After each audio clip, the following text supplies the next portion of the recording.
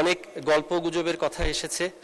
আমরা একটা স্বপ্নের বাজেট, একটা স্বপ্নের কথা বলি, এটা শেষ করে দিই। মাননীয় স্পিকার, ঘুমের মধ্যে দেখছি রাজশাহীর বাগমারার ফকিন্নি নদীর পাশে একজন বৃদ্ধ লোক মনের দুঃখে বিড়ি টানছেন। তা গিয়ে বললাম যে এত কষ্ট কিসের আপনার? বললো যে এই ফ্যাসিস্ট এবং ইন্টেরিয়াম একটা জিনিসই ভেজাল মুক্ত রেখে গেল, এর মধ্যে দাম বাড়িয়ে দিলেন।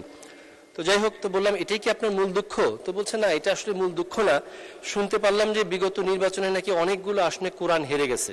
নাউযুবিল্লাহি মিন যালিক। আল্লাহ সুবহানাহু ওয়া তাআলা বলছেন নাউযুবিল্লাহি মিনাশ শাইতানির রাজিম, বিসমিল্লাহির রহমানির রহিম, ইন্না নাহনু নাযালনা যিকরা, নিশ্চয় আমরা এই কোরআনকে অবতীর্ণ করেছি, ওয়া ইন্না লাহু লাহাফিজুন, এবং আমরা এটার হেফাজতকারী। সে অবস্থায় কোরআন তো হাঁটতেই পারে না। মনের দুঃখে ফকিন্নি নদীতে ঝাঁপ দিয়ে উঠে দেখি ঝগড়ার চর।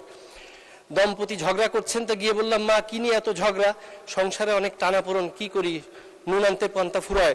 ফ্যামিলি কার্ড বের করে বললাম যে লাগবে নাকি? বলে রাখ তোর ফ্যামিলি, মানে না মানে হবে নাকি একটা ফ্যামিলি কার্ড? বললাম আলবত হবে, ইনশাল্লাহ হবে। লাইফ বয় কিনে কল দাও টোল ফ্রি নম্বরে, আর এক নিঃশ্বাসে গোল বলে জিতে নাও ফিফা বিশ্বকাপ 2026 এর এক্সক্লুসিভ পুরস্কার। এবং আপনাকে কোনো মার্কায় স্লোগান দিতে হবে না, আপনার শুধু পরিচয় লাগবে বাংলাদেশী, এবং আপনি একজন পরিবারের প্রধান নারী।